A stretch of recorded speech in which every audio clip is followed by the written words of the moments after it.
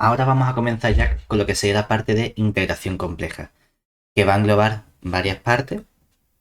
Una primera que veremos hoy únicamente sobre integración compleja, que se asemeja mucho al tipo de integración que hacemos de funciones de varias variables o lo que llamamos nosotros las integrales de línea de circulación, es la analogía que tiene. Y luego vamos a ver lo que sería el concepto de la integral de Cauchy, las aplicaciones que tiene para trabajar con la integración por compleja, porque va a tener ciertas propiedades muy diferentes a las propiedades que tiene la integral real o la integral de Riemann con la que estamos acostumbrados a trabajar.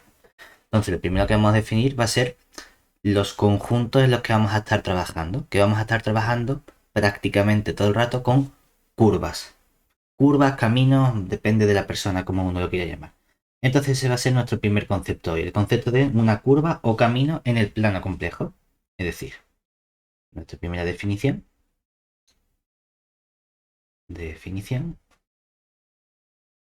Decimos, bueno, pues sea gamma, por ejemplo, una aplicación que va a ir de un intervalo a b contenido en R en los complejos. Esta va a ser una aplicación.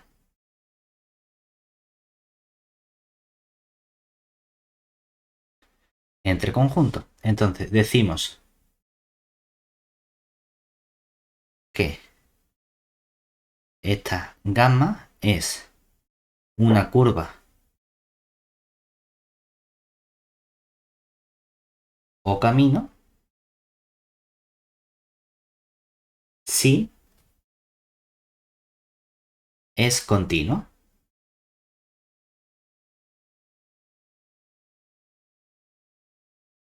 Entonces, lo que nosotros vemos aquí es que precisamente esta curva depende de un parámetro real y me devuelve un número complejo. Entonces, solemos expresar nuestra curva o camino gamma de t como me devuelve un número complejo, pues voy a llamar x de t a la componente real más y por y de t a la componente compleja, por así decirlo. Hay dos valores importantes que son los extremos del intervalo. Entonces, los puntos gamma de A y gamma de B se llaman extremos de la curva.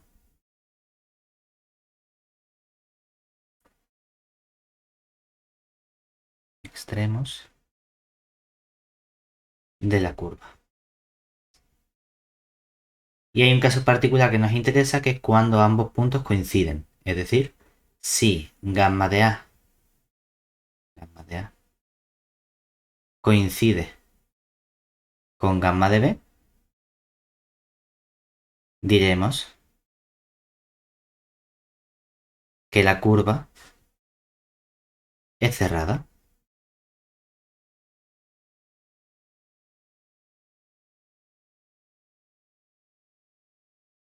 Lo que está haciendo esta aplicación es básicamente, estamos trabajando, por ejemplo, aquí en nuestra recta real y tenemos un valor A y un valor B sobre esta recta, y sobre esta recta real estamos definiendo nuestro intervalo AB.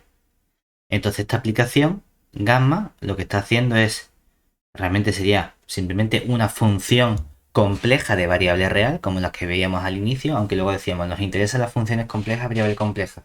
Aquí tenemos un ejemplo de una función compleja de variable real que me va a devolver algo en el plano complejo, lo que sea, donde este punto de aquí va a ser nuestro punto gamma de A, que también podemos expresarlo si queremos como el punto x de A más y por y de A, y tenemos el otro extremo gamma de B. Técnicamente suele haber un poquito un abuso de notación, en el sentido de que estoy dando una representación de esta curva.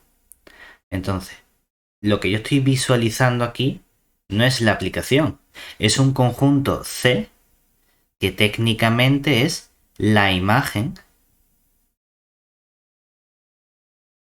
de esta aplicación gamma.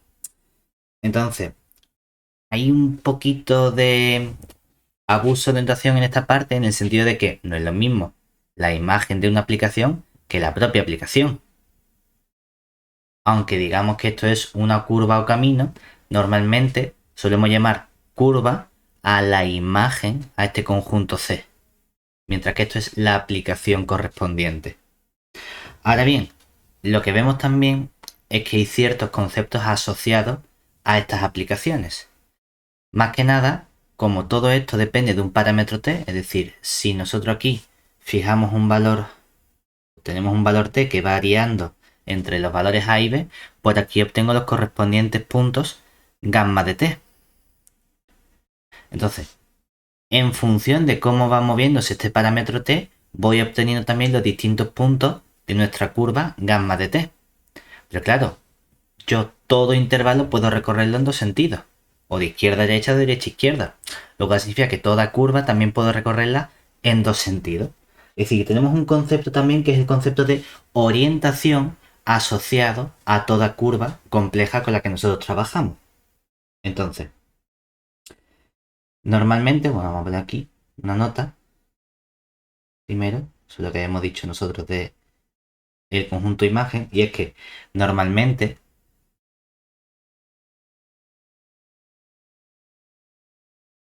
llamamos curva o camino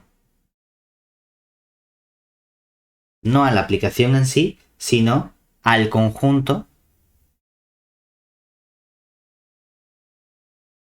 C, que es precisamente la imagen de nuestra aplicación. Que formalmente el concepto de curva camino es el correspondiente a la aplicación, mientras que nosotros hacemos un abuso de notación y decimos, no hablamos de la imagen de la curva, sino simplemente decimos la curva. La curva es lo que solemos dibujar, ¿de acuerdo? No solo eso, sino que además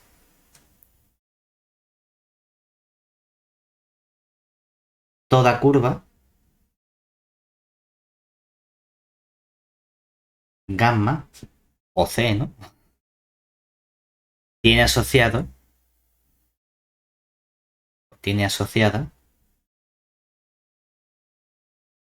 una orientación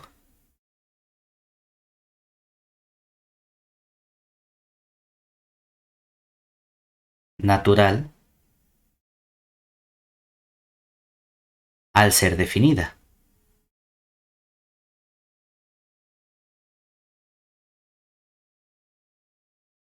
¿Cuál es esa orientación natural?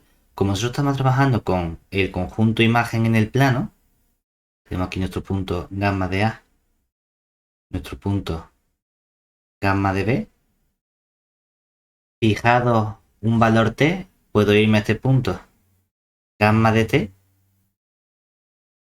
y como subconjunto en el plano puedo definir lo que sería el vector tangente a esta curva en ese punto.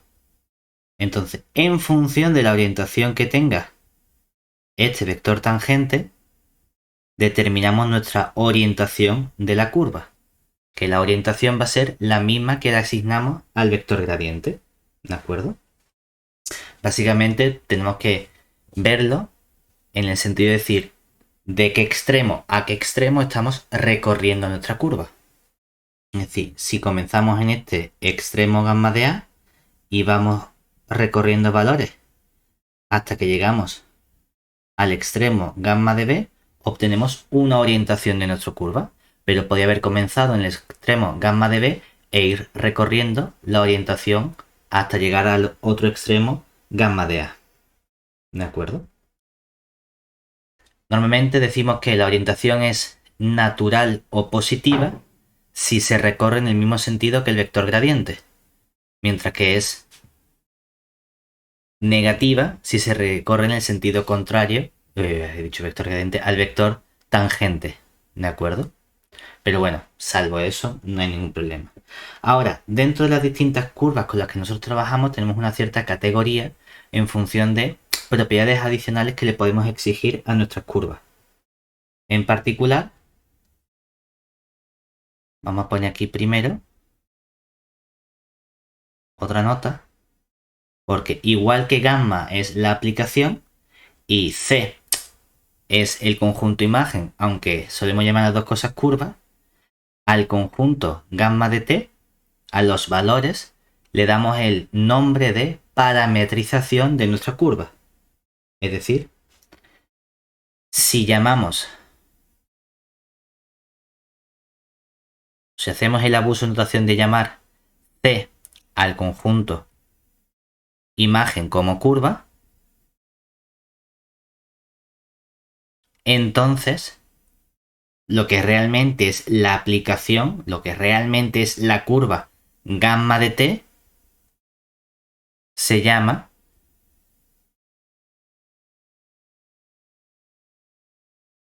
parametrización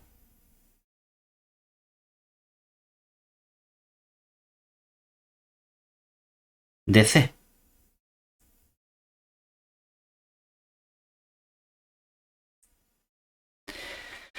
Y aquí podemos tener algunos problemas en el aspecto de el nombre que le damos a las cosas, porque claro, resulta que el mismo conjunto imagen C, lo que sería la misma curva, puede tener distintas parametrizaciones. Realmente, lo que estamos diciendo es que distintas curvas, distintas aplicaciones, pueden generar el mismo conjunto imagen. Como por ejemplo, podemos irnos a ejemplos sencillotes con circunferencia, que sería, podemos considerar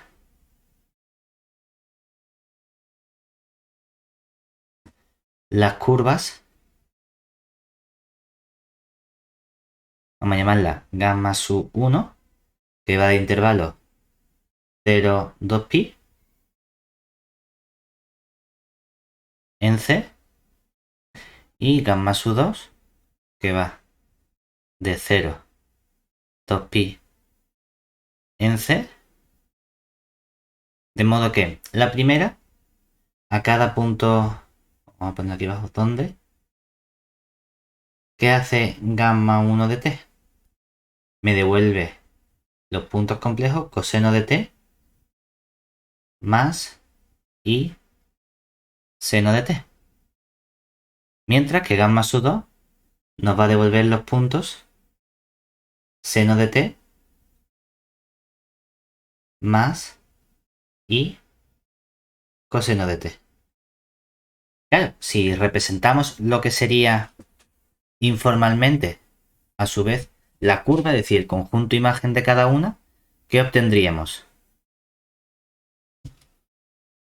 Y más o menos, como sé que son circunferencias, ¿no? Porque le hemos puesto así el ejemplo, voy a dibujar por encima de la circunferencia y ahora vemos qué está ocurriendo en cada uno de estos dos casos. Es decir, tendríamos aquí que la situación va a ser, veamos qué ocurre, por ejemplo, con la primera, con gamma 1. Vamos a ponerla en azul. Y vamos a decir, ¿qué comportamiento? Uy, una circunferencia. ¿Qué comportamiento está teniendo aquí nuestra curva gamma sub 1 de t? Por hacer una idea, podemos darle algunos valores para ver qué punto estamos consiguiendo. Cuando doy el parámetro 0, coseno de 0 vale 1, seno de 0 vale 0, entonces estoy en el punto 1, 0. Es decir, este punto de aquí sería el punto gamma sub 1 de 0. Si voy avanzando con nuestro parámetro t, pues voy a irme a valores sencillos, como por ejemplo puedo irme al pi medio. Coseno de pi medio vale 0, seno de pi medio vale 1, o sea que estoy en el punto i. Es decir, estoy aquí arriba. Esto sería gamma sub 1 de pi medio. Lo cual significa que me he ido moviendo por esta circunferencia hasta que he ido llegando hasta este punto gamma sub 1 de pi medio. Es decir, lo estoy recorriendo en este sentido, ¿verdad? Esta es mi orientación. Cuando doy el valor t igual a pi, en el t igual a pi, coseno de pi vale menos 1, seno de pi vale 0, o sea que estoy en este punto de aquí. Este sería el gamma sub 1 de pi. Es decir, que sigo bajando por aquí, recorriendo la circunferencia con esta orientación. Y cuando llegue al 3π, coseno de 3π vale 0, seno de 3π vale menos 1. Aquí estoy en el punto gamma sub 1 de 3π. Es decir, que seguimos bajando. Y hasta que llegamos al 2π, que coseno de 2π vale 1, seno de 2π vale 0. Y volvemos de nuevo a este punto, que en este caso coincide el gamma 1 de 0 con el gamma 1 de 2π. Es decir, estaríamos hablando de una curva cerrada. Perfecto. Hemos llegado aquí. Entonces, informalmente también diríamos, oye, es que este conjunto de aquí, este C sub 1, que sería técnicamente la imagen de gamma sub 1, para mí es la curva. Me da igual que llamemos curva a la aplicación gamma 1 o curva C sub 1. Lo único importante es que si llamo curva al conjunto C sub 1, entonces gamma 1, que es gamma 1 de t igual al coseno de t más iseno de t, es una parametrización de ese conjunto. ¿Qué ocurre ahora cuando nos vamos a la otra aplicación gamma 2 que hemos definido? Claro, que si nos vamos a esta aplicación gamma 2, ¿ahora qué vamos a tener? De forma muy similar. Un poquito más para arriba, se me ha quedado un poco aquí. Si nos vamos ahora, decimos, bueno, la idea es la misma. Vamos a ir dando los distintos valores con los que estamos trabajando. Es decir, vamos a ver cuánto vale para t perteneciente a 2π. A 0, 2π vamos dando distintos valores. Por ejemplo, en el punto 0, seno de 0 vale 0 y coseno de 0 vale 1. O sea que ahora, ¿dónde estoy empezando? En el punto 0 y. Es decir, ahora estoy comenzando aquí arriba. Este va a ser ahora mi valor gamma 1 de gamma 2. Es la gamma 2. El punto gamma 2 de 0. Y cuando le doy el valor pi medio, seno de pi medio vale 1, coseno de pi medio vale 0, o sea que estoy en el punto 1, 0. Es decir, ahora estoy en este punto de aquí. Este sería el gamma 2 de pi medio. Claro, pero entonces me he ido a través de a través de esta orientación que tenemos aquí.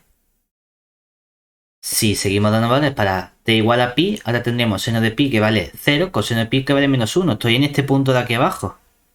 Este ahora sería el gamma 2 de pi. Y seguimos moviéndonos por aquí abajo con esta orientación que tenemos. Así podemos seguir hasta que damos también la vuelta completa a esta circunferencia. Pero tenemos otra orientación, es decir, este punto coincide de nuevo con el gamma 2 de 2π, y tenemos también una curva cerrada. La única diferencia, ¿cuál es? Que ahora este conjunto C sub 2 es mi conjunto imagen de gamma 2, que sería la curva informalmente. Y vemos que como conjunto, como subconjunto del plano complejo, representan el mismo subconjunto. Es decir, que el conjunto imagen es la misma, aunque las aplicaciones gamma 1 y gamma 2 son distintas. Lo que estamos diciendo es que la misma curva del plano complejo puede tener parametrizaciones distintas. O distintas curvas, gamma 1 y gamma 2, pueden generarme el mismo subconjunto del plano complejo. Ya que vemos precisamente que cada una de estas curvas, sobre el mismo conjunto que es la circunferencia sin orientación, se recorren en sentidos opuestos. Es decir, tenemos dos orientaciones naturales para toda curva con la que trabajemos en el plano complejo, en función de cuál es la parametrización con la que estamos trabajando. ¿Vale? Como básicamente estamos trabajando con aplicaciones entre conjuntos, en este caso, esta aplicación que a cada valor real le asigna un valor complejo, también la puedo interpretar como una componente real y una componente compleja. Puedo plantearme propiedades de continuidad o incluso derivabilidad. Yo ya sé que para poder hablar de curva en el plano complejo necesito continuidad de esa aplicación gamma con la que estoy trabajando. Pero igual que exigimos continuidad, uno podría plantearse, ¿y si le exigimos más conceptos como derivabilidad o continuidad derivada? ¿Qué nuevos conceptos surgen con respecto a nuestras curvas?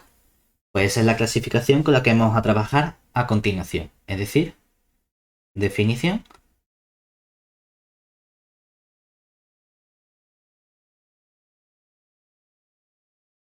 Sea, por ejemplo, podemos hacer una uso de notación y decir C, una curva. Si llamamos C a la curva, entonces a gamma de t lo llamamos parametrización de esa curva. Pues sea C una curva no cerrada.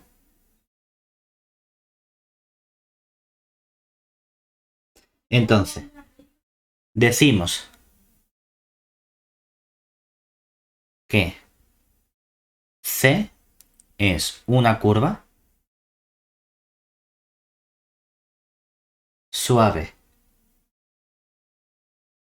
o regular si gamma prima, si gamma es una función de clase C1, ¿de acuerdo? Es decir, existe gamma prima de t y gamma prima es continua. Donde este gamma es una de las posibles parametrizaciones que tenga mi curva C. Me da igual. Es decir, lo que estamos viendo es que en la definición de curva, si llamamos curva al conjunto, es independiente de la parametrización que demos nosotros. ¿Vale? No solo eso, sino que muchas veces trabajamos con curvas cerradas, como hemos hecho en el caso de la circunferencia anterior. Entonces, ¿qué ocurre? Que no podemos hablar nosotros de regularidad de curvas cerradas, también podemos hablar de cuál es el concepto para una curva cerrada. Necesitamos exigirle un poquito más precisamente a los extremos, que es donde podemos tener problemas con la derivada. Es decir, si C es cerrada para que sea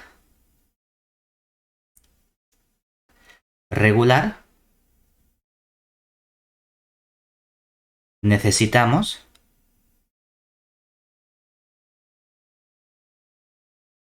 añadir la condición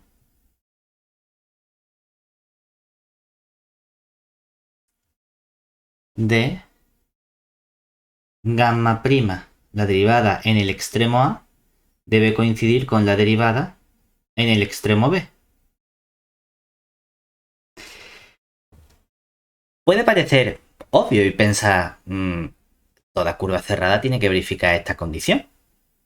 Es raro el pensar en una curva que sea cerrada, que coincida a los extremos y sin embargo no verifiquen este concepto. Sin embargo, podemos pensar en ejemplos, son a lo mejor un poquito más rebuscados de lo que estamos acostumbrados, en los que esto no ocurre para curvas cerradas. Claro, porque aquí estamos pensando en que en esta derivada me está aproximando las pendientes cuando nos acercamos a ese punto. Entonces, tomemos, por ejemplo,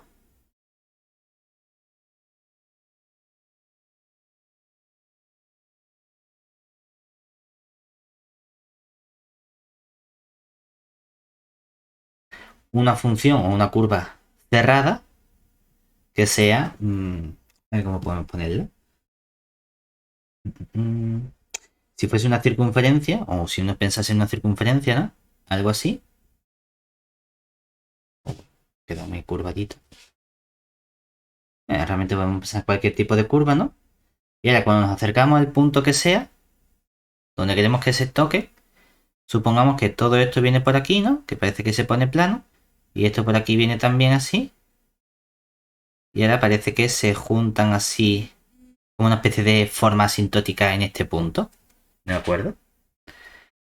Claro, entonces, por un lado las pendientes son positivas, por otro lado son negativas. O van creciendo por un lado y creciendo por otro. Entonces, en este punto, aunque coincide, tenemos el problema de que no conseguimos a lo mejor que se acerquen con la misma pendiente por los dos lados. ¿De acuerdo?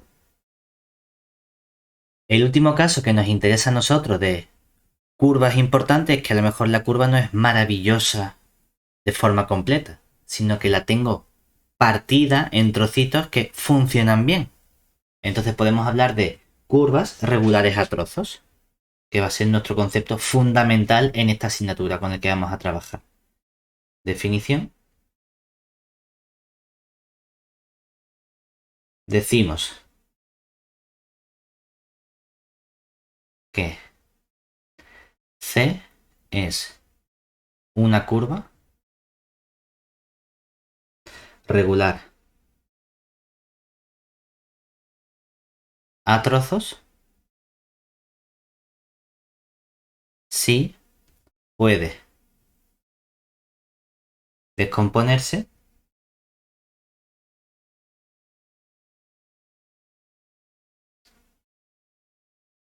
en una unión finita de curvas regulares.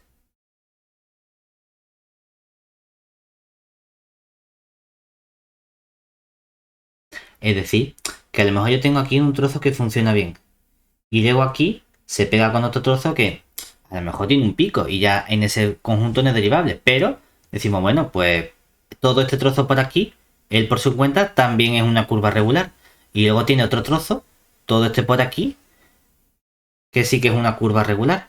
Ahora, no tiene por qué estar cerrada mi curva. Podemos tener aquí un ejemplo en el que tengo un trozo C1, o una curva C1, una curva C2 y una curva C3.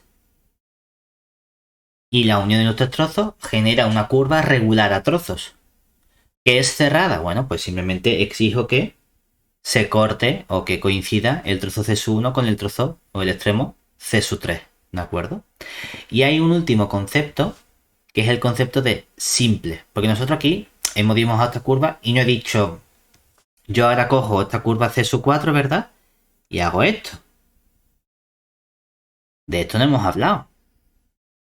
De que la curva o se corte a sí misma o corte a otro trozo de la curva. Entonces, normalmente son los casos que no nos interesan. Pero sí que podemos tener también ejemplos de curvas con intersecciones. Y ahí vamos a hablar del concepto de curva simple. Es decir, una curva C es simple si no tiene autointersecciones. Intersecciones.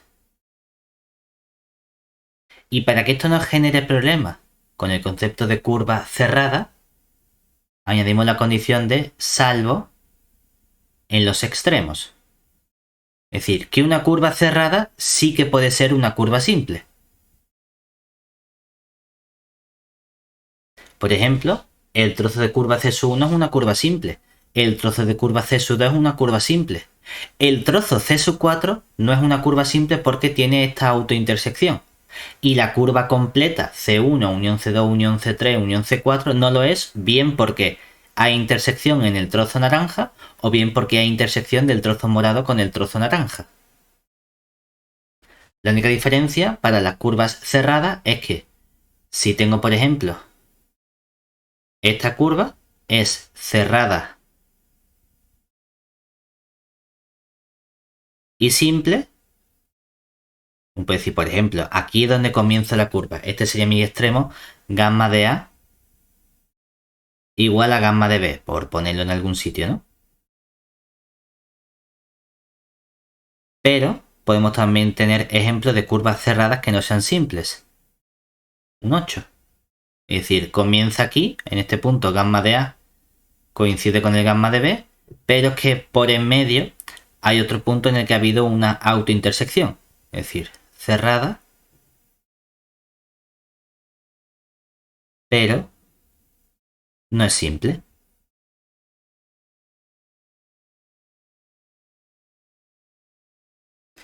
Y me puede decir, bueno, ¿y por qué nos interesan tanto las curvas? Porque a través de las curvas es a través de lo que vamos a ser capaces de definir el concepto de integral compleja. ¿Vale? ¿Conceptos que podemos estudiar asociados a curvas?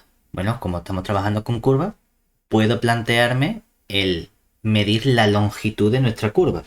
Para eso necesitamos un buen comportamiento de la curva, es decir, necesitamos trabajar con curvas regulares para poder calcular la derivada de esa parametrización con la que estamos trabajando. Es decir, definición.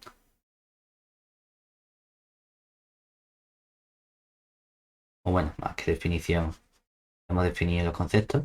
Aquí es un resultado, teorema, que nos permite el decir cómo calculamos la longitud de nuestra curva. Entonces, se hace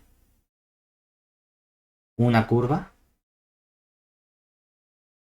simple, es decir, que no tenga autointersecciones, y regular. Como estamos llamando hacia la curva, pues vamos a hablar de parametrización. Con parametrización gamma, que se define como x de t más y por y de t.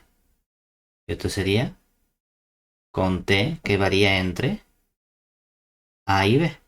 Por ejemplo, aquí muchas veces los conceptos que hemos definido de simple lo hemos hecho en base a la curva C, al conjunto. ¿Cómo podría haber definido el concepto de simple en base a la parametrización o a mi aplicación gamma? Con un concepto de lenguaje matemático asociado a aplicaciones, ¿verdad? Necesitaría que mi aplicación como fuese. Es inyectiva. Exactamente. Es decir, podríamos haber dicho definición de curva simple es que la aplicación o la curva gamma sea inyectiva. Es decir, que puedo hacer estas definiciones desde el punto de vista del conjunto imagen o directamente de la propia aplicación gamma que la define. ¿Vale? Bueno, pues si tenemos nuestra curva C que es simple y regular con esta parametrización, entonces la longitud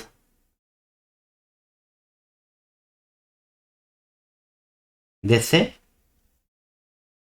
es, vamos a llamarlo por ejemplo L de longitud, L de C, y tenemos aquí la integral entre A y B del módulo de gamma prima de t, diferencial de t. Que sabemos que esto no es otra cosa que ¿quién? Módulo de gamma prima sería la integral entre A y B de la raíz cuadrada de la parametrización o la parte x' de t más i por el i' de t. Diferencial de el i va afuera, estamos hablando de módulo. Diferencial de t y tenemos que elevar cada una de estas componentes al cuadrado. Cuadrado y aquí cuadrado. ¿De acuerdo? Que es lo mismo que nosotros ya conocíamos para arcos de curvas cuando teníamos una función en forma explícita. ¿Vale? Lo mismo podemos hacerlo también con coordenadas polares si nos hiciese falta. Ahora, lo que estamos haciendo nosotros ha sido trabajar con curvas y parametrizaciones, pero hemos visto precisamente que misma curva C puede tener distintas parametrizaciones, gamma 1, gamma 2, gamma 3, los que sean.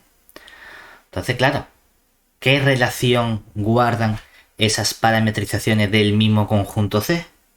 Vamos a hablar entonces de lo que se llama el concepto de reparametrización. Entonces aquí, ¿cómo una curva C puede presentar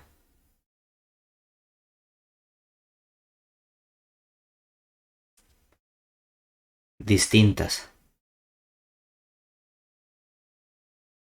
parametrizaciones?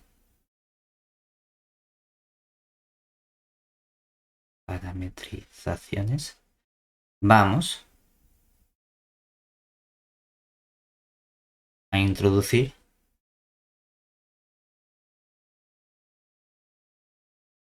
el concepto de reparametrización.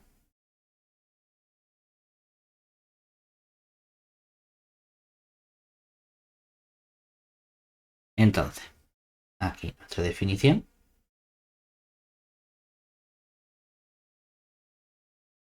¿Qué sería? Bueno, pues, ¿qué hemos dicho? Tenemos unas distintas aplicaciones, ¿verdad? Entonces, si, vamos a llamarlo gamma 1, que va de nuestro conjunto AB en C, es una parametrización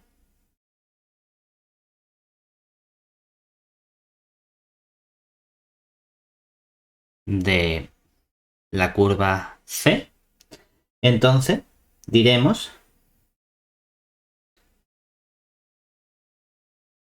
que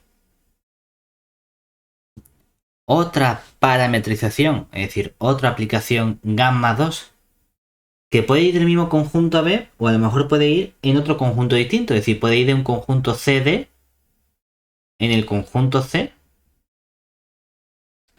es una reparametrización,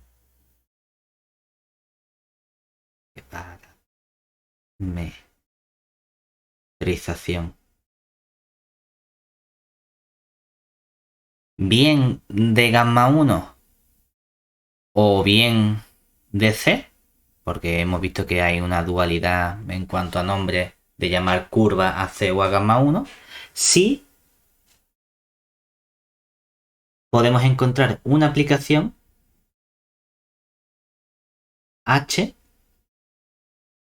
que va a ser una aplicación real que va del intervalo CD en el intervalo AB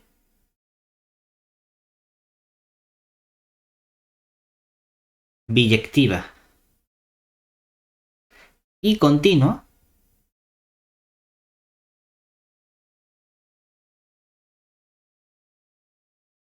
tal que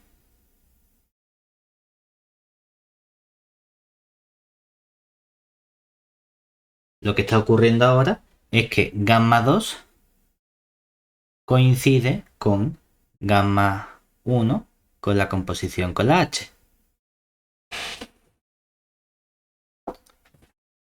Entonces, esto nos permite relacionar distintas parametrizaciones de una misma curva C.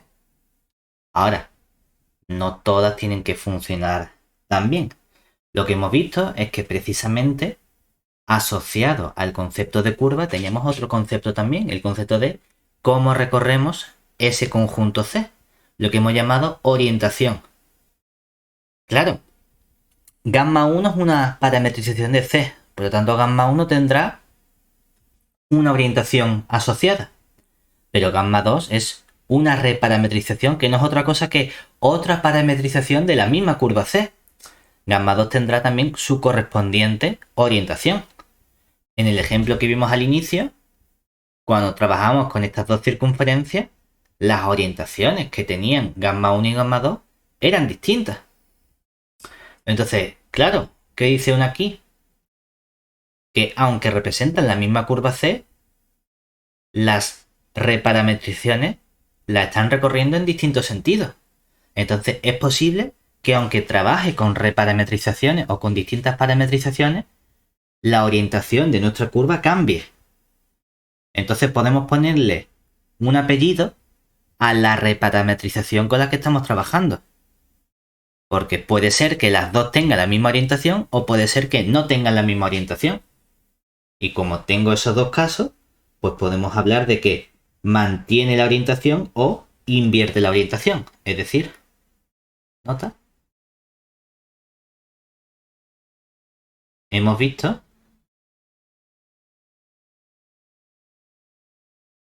que las parametrizaciones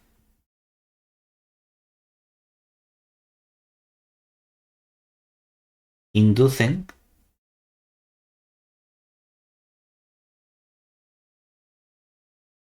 una orientación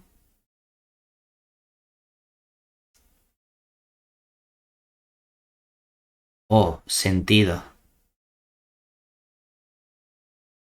de recorrido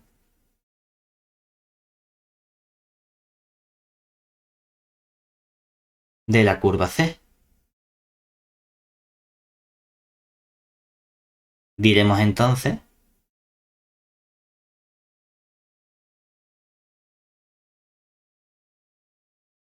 que la reparametrización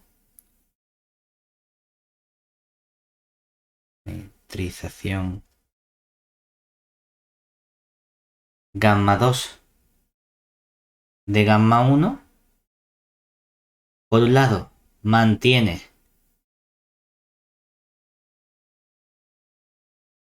la orientación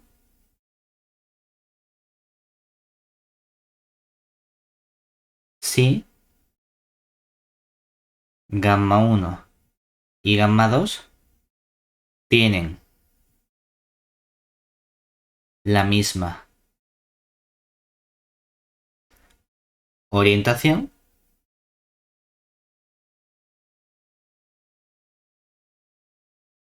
mientras que invierte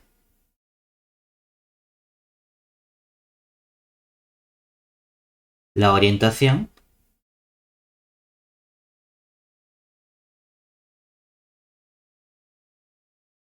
en caso contrario. Es decir, si gamma 1 y gamma 2 no tienen la misma orientación, sino que tienen orientaciones contrarias en cuanto a cómo recorrimos la curva C. ¿De acuerdo? Entonces lo que hemos visto ya es que siempre que hablamos de curvas hay una parametrización natural, por así decirlo, que es la que me proporciona el vector tangente, pero yo puedo recorrerla en otro sentido. Por lo tanto, es importante siempre especificar cuando hablamos de curvas como conjunto la orientación en la que estoy recorriendo esa curva. Porque si yo, o para que veamos la diferencia, con un ejemplo,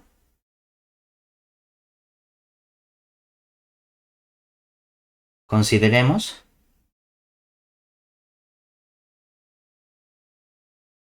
supongamos que yo llamo curva a la aplicación gamma de t dada por coseno de t más i por el seno de t con t perteneciente a poner 0 pi medio. ¿De acuerdo? Esto está completamente caracterizado. No hace falta que especifique nada más. Porque la orientación está escondida en la parametrización que yo he dado y el conjunto en el que varía. ¿De acuerdo? Es decir, que para esta curva, si yo trabajo con la curva como la aplicación, aquí tenemos que está implícita la orientación.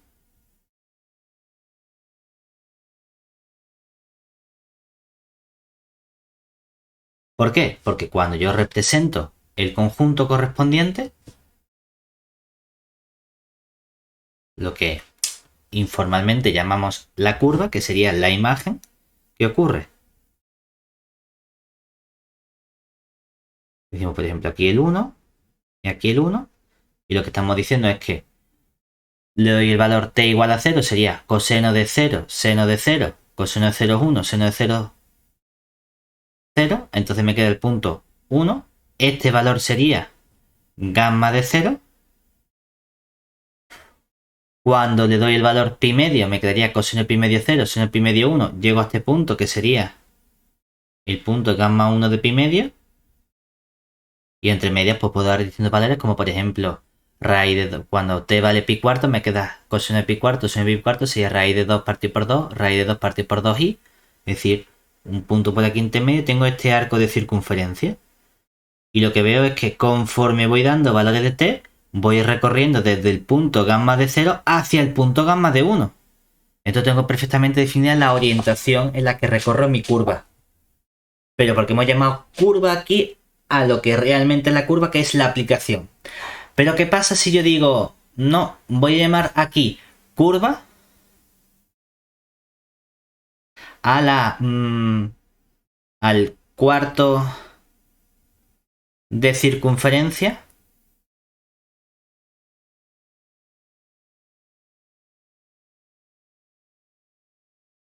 de radio 1 en el primer cuadrante.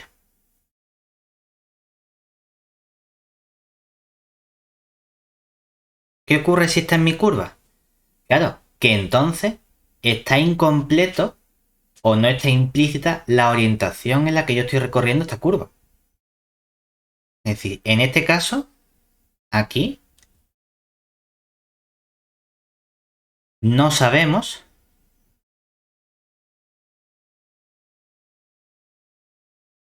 la orientación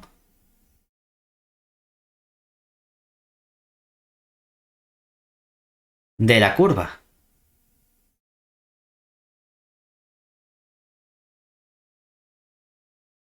Porque cuando yo represento simplemente este conjunto, ¿qué ocurre? Que el cuarto de circunferencia como conjunto es simplemente decir, bueno, pues aquí tengo mi eje Y, mi eje X, el origen, de radio 1, el primer cuadrante, yo sé que va a ser este arquito de circunferencia, el mismo arco con el que hemos trabajado antes. Pero no sé dónde empiezo ni dónde termino.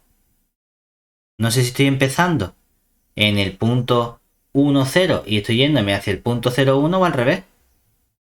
Entonces, aunque he llamado curva C aquí al conjunto, no sé en qué sentido debo recorrer. Debo añadir aquí palabras o frases como recorrida,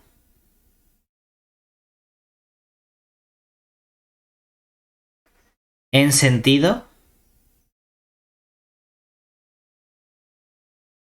antihorario, por ejemplo.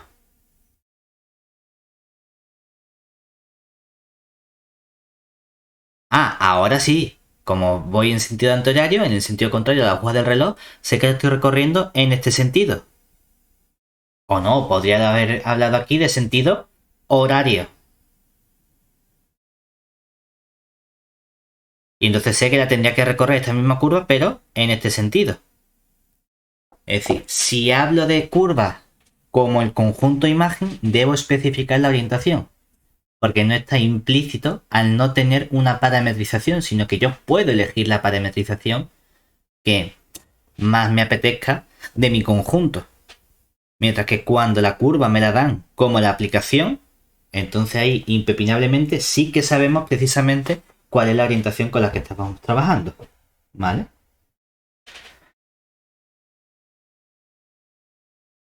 Entonces, por ejemplo, aquí hemos estado trabajando mucho con curvas que son circunferencias, porque las circunferencias nos gustan mucho. Hay ciertos conjuntos que nosotros deberíamos más o menos saber parametrizar de forma sencilla. Entonces, veamos algunas parametrizaciones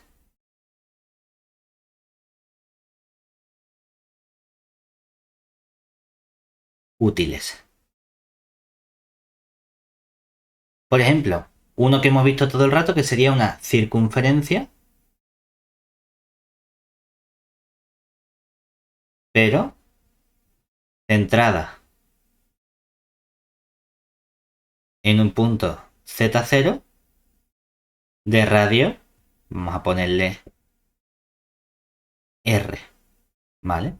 Lo que sería básicamente el decir, pues, hombre, ya que he puesto el centro Z0, ¿no?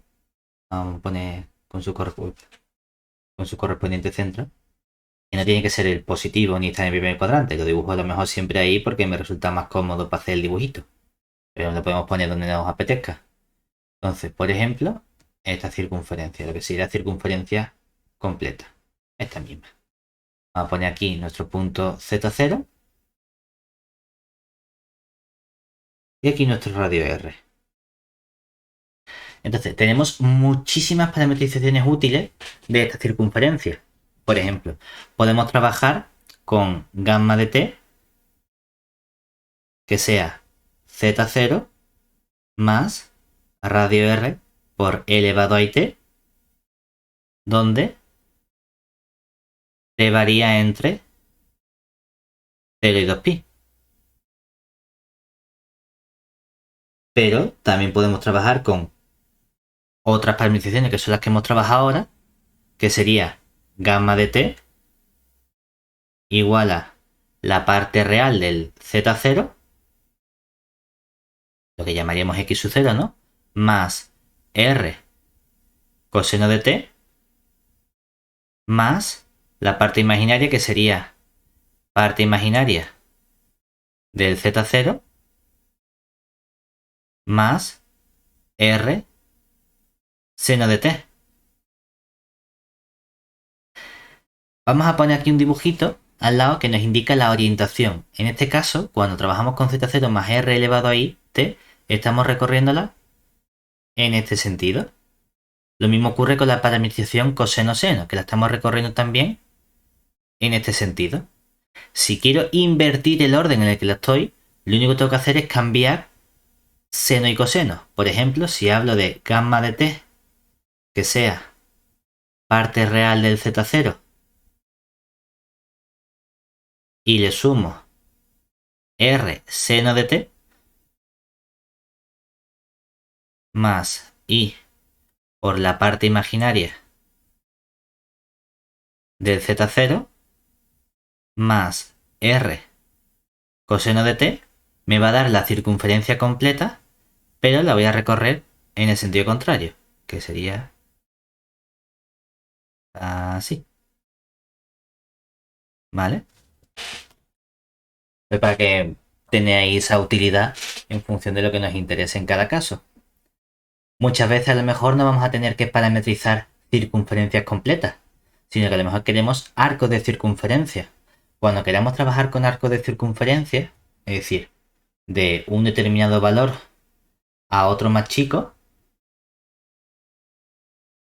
para el arco de circunferencia, ¿qué vamos a necesitar? Simplemente limitar dónde se está moviendo precisamente nuestro parámetro t, que me indica el ángulo. Es decir, para el arco, que vamos a tener simplemente una parametrización gamma de t, que viene dada por el z0 más r elevado a t, pero con el t que varía entre un determinado valor a y b. Esto es lo que me va a dar, va a ser justamente nuestro trocito de arco de circunferencia recorrido en este sentido. Lo mismo me vale con las otras dos parametrizaciones. Me va a dar el trocito porque solo estoy limitando dónde varía el parámetro t. Que lo pongo con coseno-seno, la recorro en el mismo sentido. Que lo pongo con seno-coseno, la recorro en el sentido contrario. Cuando queremos parametrizar, por ejemplo, segmentos, que es otro conjunto sencillo con el que podemos trabajar, ¿qué tenemos que hacer? Para parametrizar segmentos, realmente lo que hacemos es una combinación convexa de nuestro conjunto. Es decir, si yo tengo aquí un segmento que tiene extremos, vamos a ponerle un número complejo, no sé, Z1 y aquí un Z2. Entonces, ¿cómo puedo parametrizar todo el segmento que va de Z1 a Z2? Y es importante porque aquí me he dicho de Z1 a Z2, que es distinto si digo de Z2 a Z1. Si simplemente hablo del segmento C como la curva, entonces una posible parametrización gamma de t, ¿quién sería? Es decir, quiero comenzar en Z1. Si quiero comenzar en Z1, multiplico o cojo el Z1. Así. Voy a coger el parámetro 1 menos t, lo voy a multiplicar por Z1 y le voy a sumar t por el Z2. Realmente, ¿esto de dónde proviene? Proviene de decir, si esto fuesen puntos del plano, lo que haría sería construirme el vector que va de Z1 a Z2. Y el vector que va de Z1 a Z2 sería lo que llamaríamos el vector Z1 Z2, que lo expresaríamos como Z2 menos Z sub 1. Y luego lo que haría sería, al punto Z sub 1, le voy a sumar un múltiplo de este vector Z1 Z2, donde t varía desde 0 hasta 1. Claro, de este modo, ¿qué estamos consiguiendo? Cuando t valga 0, al punto Z1 lo dejo tal cual. Pero cuando t valga 1, A este punto z1 le he sumado todo el vector z1, z2 y entonces he parado en el punto z2. Pero si esta parte de aquí la desarrollo, ¿a qué llego? Aquí tendría z sub 1 menos o más t por z sub 2 menos t por z sub 1, que cuando sacamos el z1 factor común me queda 1 menos t por z sub 1 más t por z sub 2. Y esto me permite recorrerlo en este sentido. Mientras que puedo dar la misma parametrización, es decir, podría dar también gamma de t, pero diciendo, ¿y por qué no hemos cogido t por el z sub 1 más 1 menos t por el z sub 2? Si simplemente hablo del segmento de extremos z1 y z2, las dos son válidas. También para t perteneciente a 0, 1. Solo que entonces estoy recorriendo el mismo segmento, pero con orientación contraria. Si aquí tengo el z sub 1 y aquí el z sub 2, lo estoy recorriendo en este sentido, de z1 a z2, mientras que abajo lo estoy recorriendo de z2 a z sub 1. Tengo dos posibles parametrizaciones de segmento. ¿Vale? Por ejemplo, vamos a hacer un ejemplo que tengo curiosidad de cómo lo plantearíamos. Y si tengo varios o una curva regular a trozos, por ejemplo, un cuadrado, algo sencillo, ¿no? Es decir, parametrizar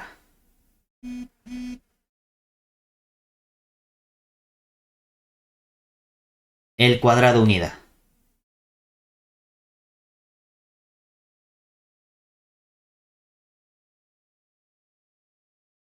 Es decir, vamos a parametrizar lo que sería aquí y, x, 0, como un cuadrado. Voy a poner la herramienta de cuadradito, a ver si me sale bien. Ah, perfecto. Mira que bien más ahí. Aquí, nuestro cuadrado C. Vamos a poner aquí el 1 y aquí el 1. Entonces, ¿quién sería una posible parametrización? Gamma de t. A ver si te sale bien a la primera.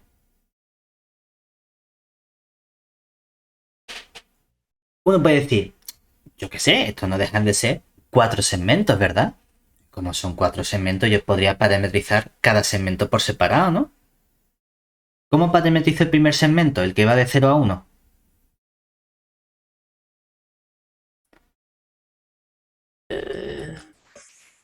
Puedo decir, bueno, pues si es el que va de 0 a 1, yo puedo decir, bueno, pues esto que es simplemente Eso podrías hacerlo 0 simplemente por por el 1 t. menos t y sumo t por el 1, ¿verdad? O sea que me quedaría al final t por 1, ¿verdad? Sí, O simplemente, por acortarlo, t. Y tú dices, mira qué bien, porque entonces el t varía entre 0 y 1, ¿verdad? ¿Y ahora? Ah, bueno, pues ahora me voy a este trocito vertical, ¿verdad? ¿Y qué harías?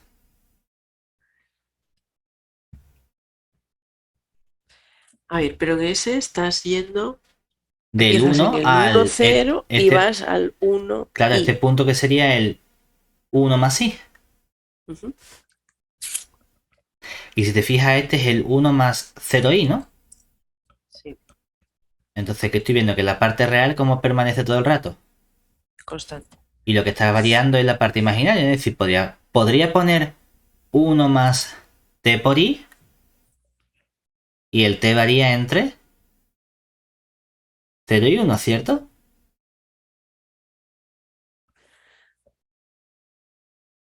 Y Sí. luego para este segmento, como quiero ir del 1 más i al 1, aquí que nos fijamos. La parte imaginaria es constante y lo que cambia, Es y la si vas en parte... ese sentido, decrece, es la parte real. O sea que la parte imaginaria siempre vale 1, ¿verdad? Pero ahora tengo que poner 1 menos t más i, ¿verdad? Sí, Con t que varía entre 0 y 1, ¿cierto? Cuando t valga 0 tiene el punto 1 menos 0, que sería el 1 más i. Y cuando la t valga 1, 1 menos 1, 0, que sería el i simplemente. Mira qué bien. Y ya por último, para ir de la i hacia abajo, ¿qué tendría? La parte real vale siempre 0, ¿verdad? No pongo nada. Y la parte imaginaria sería 1 menos t Menos t por i. por i. Mira qué bien, ¿no? No ha sido tan complicado. Hay trampa, no me digas. Ya después de tanto tiempo, ¿no? Es decir, esto de aquí, esto, ojo, porque es lo que tendemos a hacer, pero esto no es una parametrización.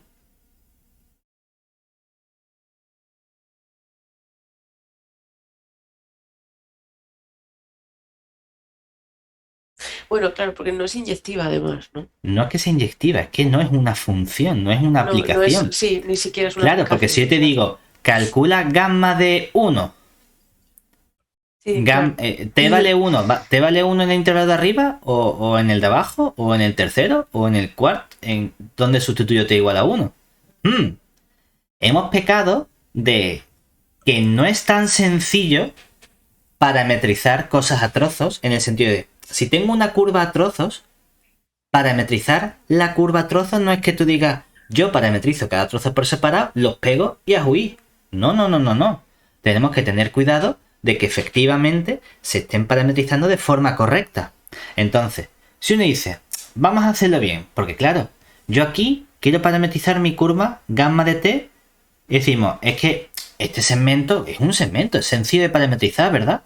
Vale, sí, es sencillo, y la forma más simple que se me ocurre sería precisamente decir, pues lo parametrizo como t y cojo el parámetro t que varíe entre 0 y 1.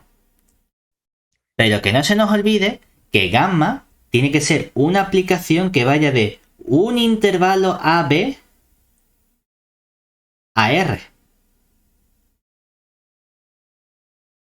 Entonces tengo que ver cómo me construyo este intervalo AB de forma adecuada. De momento ya sé que este intervalo tiene al 0,1.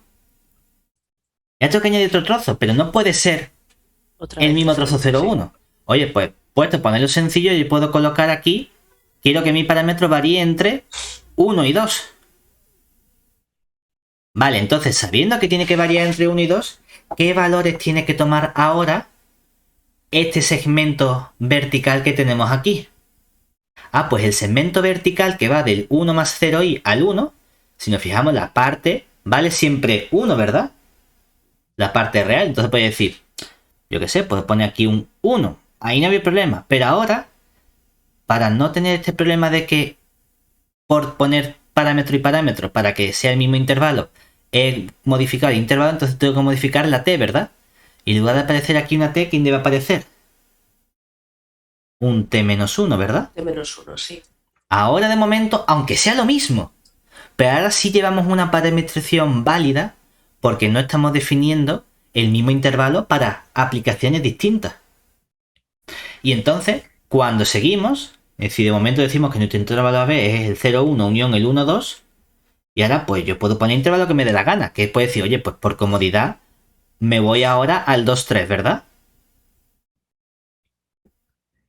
Y ahora, cuidado, porque si estás en el 2,3, aquí la parte, el trocito vertical horizontal, perdón, trocito de arriba horizontal, la parte imaginaria vale siempre 1, ¿verdad? Y la parte real va desde el 1 hasta el 0. Que me gustaría poner 1 menos t, pero no es 1 menos t porque la t varía entre 2 y 3, no entre 0 y 1. Entonces tengo que poner 3 menos t, ¿verdad? Sí. Y ahora la parte imaginaria vale siempre 1. Siempre ahí.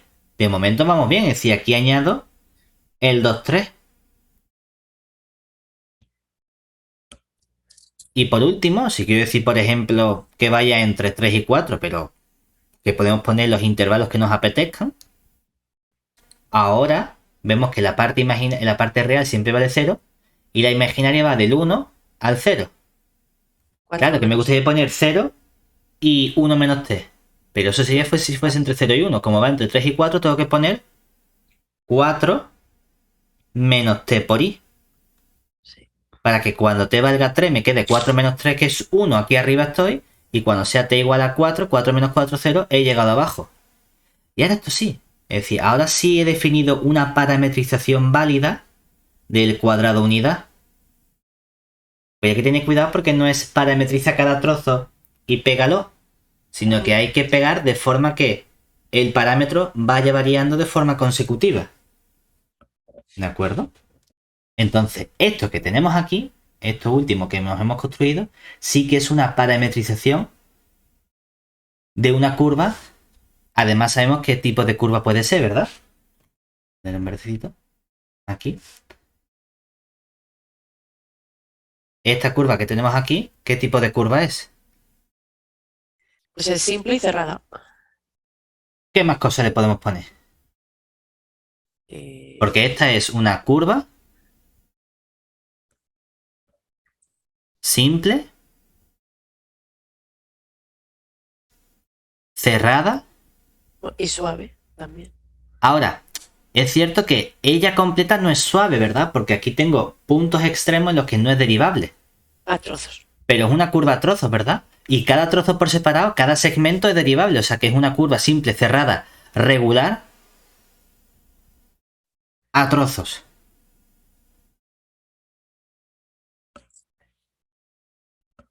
Y así van a ser el 99% de las curvas con las que nosotros vamos a trabajar cuando hagamos integración compleja.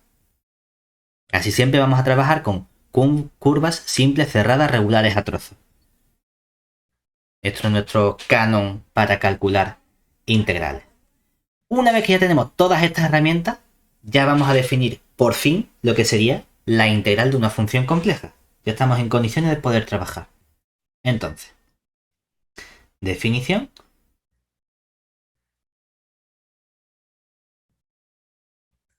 Decimos, venga, pues sea entonces f, que va de un cierto d, contenido en C, una función compleja y sea C contenido en D, una curva. Hombre, el modelo de contenido parece estúpido, ¿no? Pero vamos a calcular integrales sobre una cierta curva. Si la función no está definida en la curva, tenemos un problema. Pues por lo menos que la curva C esté contenida en el conjunto de donde mi función compleja esté definida. Una curva con...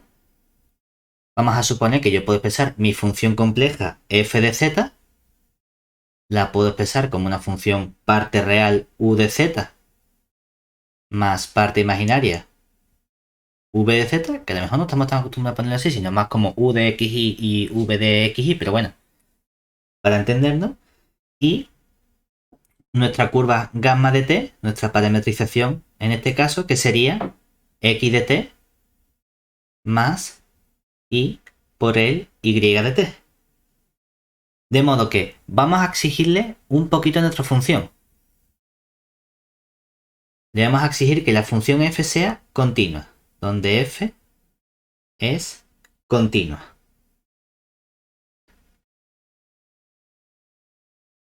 Y aquí nuestra curva varía entre un cierto parámetro o unos ciertos parámetros a y b. ¿De acuerdo? Entonces, con toda esta información, ¿cómo se define la integral de f a lo largo de la curva c? Entonces, se define la integral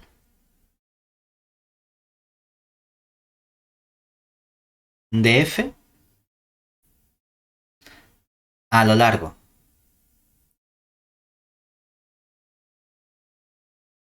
de la curva c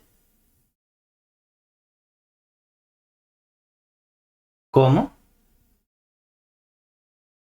normalmente vamos a escribir integral, su índice gamma, f de z, diferencial de z.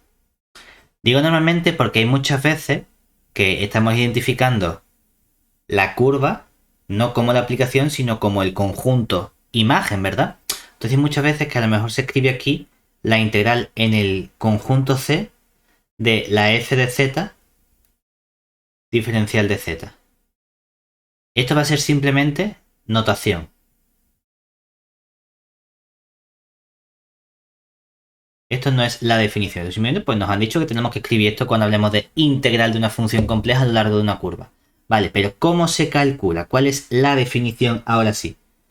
Vamos a calcular la integral entre a y b, que es ahí donde está definida mi curva, de la función f evaluada en los puntos de la curva gamma de t, multiplicada por la derivada gamma prima de t, y todo esto lo integramos respecto del parámetro t. ¿De acuerdo? Hombre, que por ejemplo, si desarrollamos toda esta expresión que estamos teniendo aquí precisamente, si tenemos en cuenta que f de z lo puedo escribir como u de z más i por v de z y gamma de t como x de t más i gamma de t, en particular,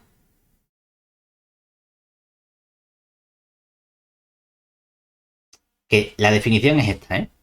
Y ahora podemos desarrollar esta expresión y decir, oye, pues esta integral en gamma de f de z diferencial de z, que hemos dicho que se define como la integral entre a y b de f evaluado en la curva gamma de t multiplicada por gamma prima de t, ¿cómo nos quedaría?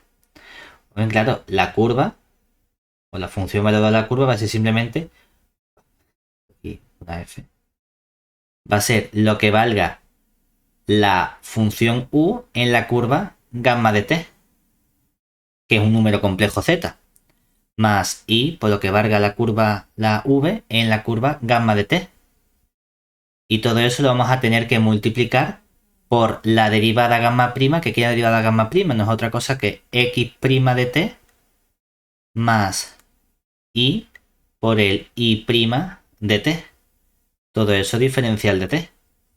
Es decir, este elemento que aparece aquí es lo que llamamos nosotros el gamma prima de t, que es derivar cada una de las componentes. Pero claro, si desarrollamos toda esta expresión, entonces realmente lo que estamos consiguiendo son el que precisamente la integral entre a y b de, aquí tendríamos la u, que es solo elementos reales, ¿verdad? Esta u evaluado en gamma de t, lo multiplicamos por el x' de t, pero cuando multiplique el i por v con el i por i por i menos 1, me queda menos v evaluado en gamma de t, que multiplica al i' de t. Y todo esto lo estoy integrando respecto de t. Más va a haber una i que multiplica la integral entre a y b de la u evaluada en gamma de t multiplicado por el i' de t más la v evaluado en gamma de t multiplicado por el x' de t. Y todo esto integrado respecto de t. O sea que realmente tenemos dos integrales reales, ¿verdad? Simplemente una de ellas se multiplica por esta unidad imaginaria. Esto mismo que hemos hecho para una curva, podemos hacerlo para curvas regulares a trozos, donde lo que estamos haciendo es descomponer en cada uno de los trozos. De hecho, precisamente una de las propiedades que podemos estudiar nosotros sobre esta integral compleja.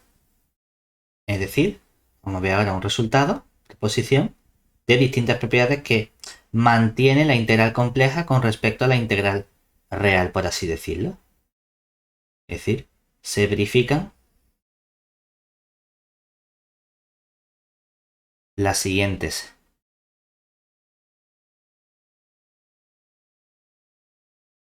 propiedades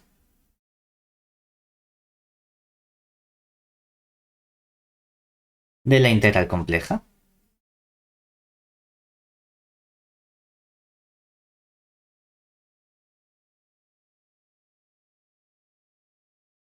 Por un lado,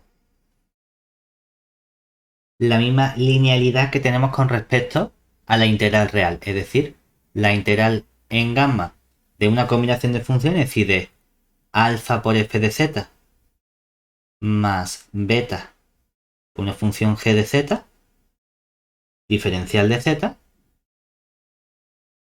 es la suma de las integrales complejas. alfa por la integral en gamma de f de z diferencial de z más beta por la integral en gamma de g de z diferencial de z. Y esto para cualesquiera alfa y beta pertenecientes a C. ¿Qué más tenemos? Podemos acotar el valor de nuestra integral, es decir, el módulo de la integral, decimos módulo porque la integral compleja me devuelve un número complejo, de f de z diferencial de z es menor o igual que el valor máximo que toma el módulo de nuestra función f de z evaluado en la curva, es decir, para z perteneciente. Y aquí vamos a poner AC, donde C es este imagen, porque técnicamente es el conjunto, multiplicado por la longitud de nuestra curva, es decir, lo que ya hemos llamado L de la curva C. ¿Vale? Por otro lado, nos gustaría relacionar la integral compleja con las parametrizaciones y reparametrizaciones que tenemos, ¿verdad? Entonces, si gamma 1 y gamma 2 son parametrizaciones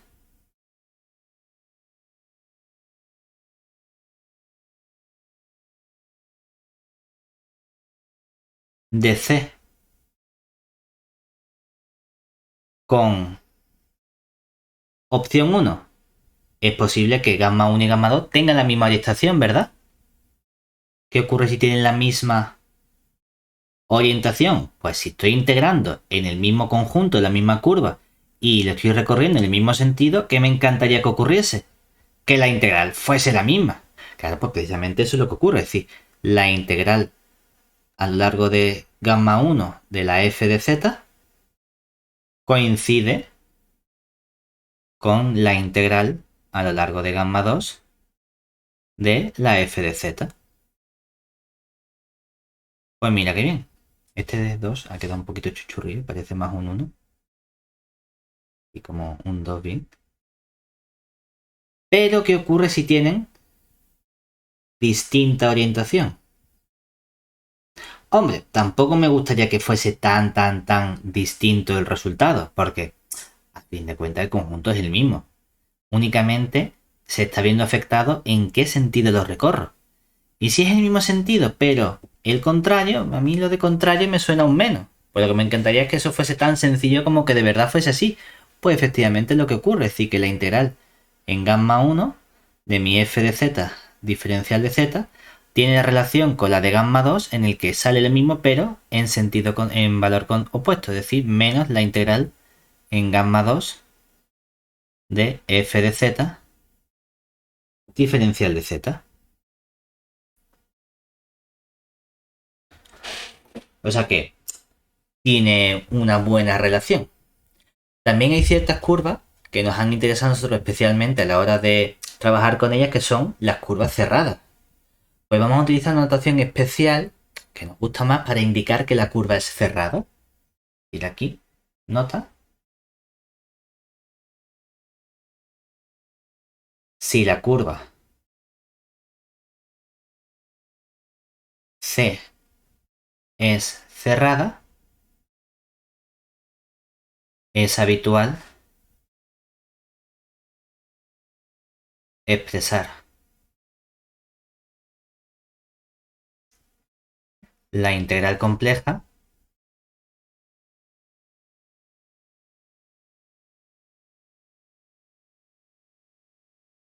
mediante un circulito, es decir, poner integral, aquí un circulito para indicar simplemente que al final estoy terminando en el mismo sitio en el que empiezo y me da igual que pongamos o bien el gamma o bien la C como su índice. Notación, es decir, que todo esto es lo mismo que integral cerrada con el circulito de la C de la f de z diferencial de z. Esto es simplemente notación. Esto es porque las curvas cerradas van a jugar un papel fundamental a la hora de poder trabajar con las integrales complejas. En particular, nosotros lo que estamos haciendo precisamente es calcular calcular integrales sobre curvas. Y las curvas que nos interesan al final son las curvas regulares a trozos. Entonces, lo que podemos ver es cómo podemos trabajar con estas integrales cuando no tengo una única curva, sino que tengo varias curvas una detrás de otra. Es decir, cuando tengo curvas regulares a trozos, que son curvitas pegadas una detrás de la otra. Pues lo que vamos a llamar nosotros, o lo que nos interesa el concepto de integrales a lo largo de caminos en lugar de curvas. Que un camino va a ser simplemente pues, poner curvas pegaditas detrás. Entonces, definición.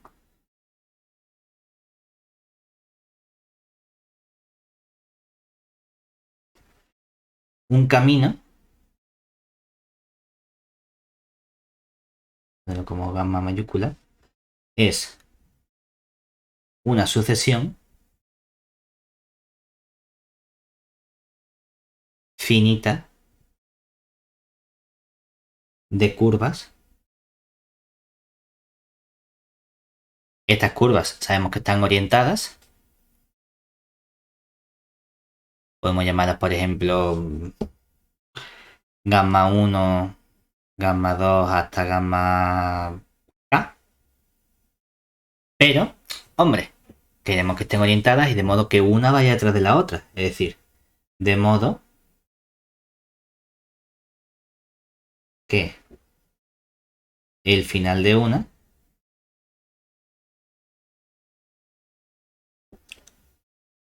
más que el final, de modo que el punto o el extremo final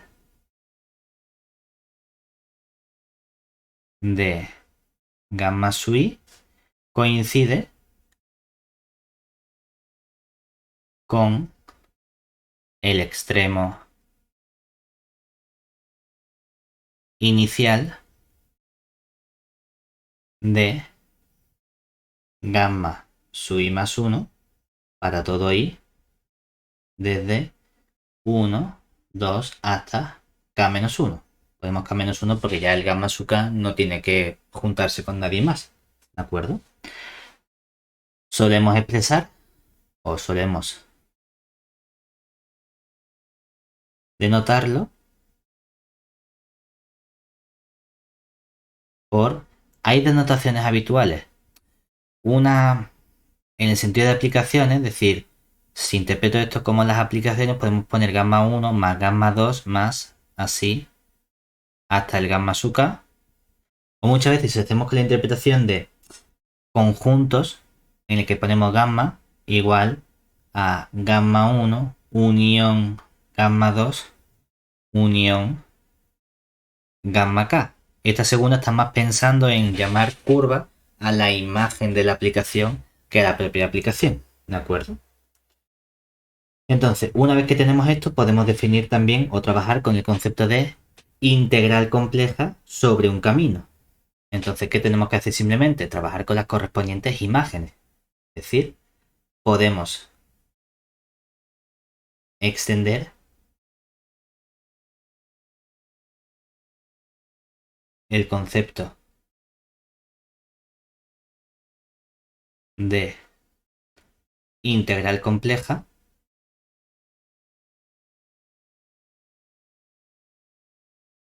a caminos en lugar de simplemente a curvas. Ya sabíamos que podemos trabajar con la integral compleja en curvas regulares a trozo y lo único que tenía que hacer es sumar en cada trozo. Aquí lo que estamos haciendo es la diferencia, es que un camino no tiene que ser una curva regular a trozos, simplemente es una unión de curvas, ¿vale? Entonces lo que vamos a hacer va a ser, ¿quién va a ser la integral a lo largo de un camino gamma de la f de z diferencial de z?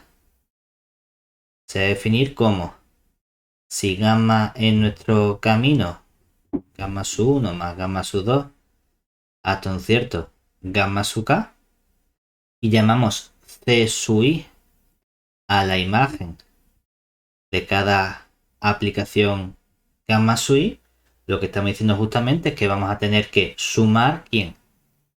Cada uno de esos trocitos. Es sumar desde i igual a 1 hasta acá. Bueno, no me gusta la i. A poner j. Bueno, para el ingeniero tampoco j. Pero j aquí, porque esto ya es matemática. El sumatorio de cada una de esas integrales a lo largo de cada curva gamma sub j de la f de z diferencial de z. O si lo quieres expresar en lugar de con el gamma sub j, con el c sub j como su índice, lo mismo es, ¿de acuerdo? Es decir, esto es lo único que estamos haciendo nosotros aquí. Es decir, que podemos extender también no solo a curvas, sino a caminos, que es uniones de curvas, aunque no tengan esa propiedad de regularidad o de diferenciabilidad en los puntos. Con todas estas herramientas ya vamos a estudiar la última parte, que sería la parte de teoremas fundamentales y el teorema de la primitiva, para ver la relación y ver dónde empiezan a pasar o a haber problemas con respecto a la integración real que ocurre en la integración compleja. Es decir, queremos hablar del concepto de primitiva desde el punto de vista complejo. Entonces, la idea es la misma en el sentido de decir que tenga una función primitiva en el sentido de que exista otra que al derivarla coincida. Y cuando ocurre eso en iteración real, la regla de Barrow me permite a mí calcular fácilmente integrales de funciones. Simplemente tengo que buscar primitiva y evaluar en un punto y evaluar en el otro y restar. Ya no va a ser tan sencillo integración compleja. Entonces, ahora nos interesa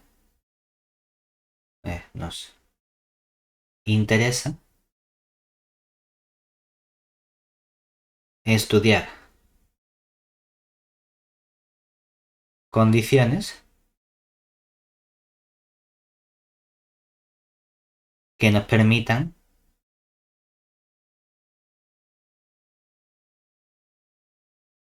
asegurar la existencia de primitiva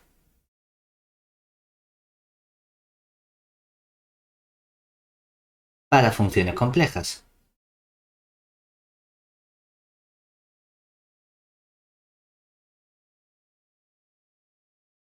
De forma análoga a lo que hemos hecho nosotros en el caso real.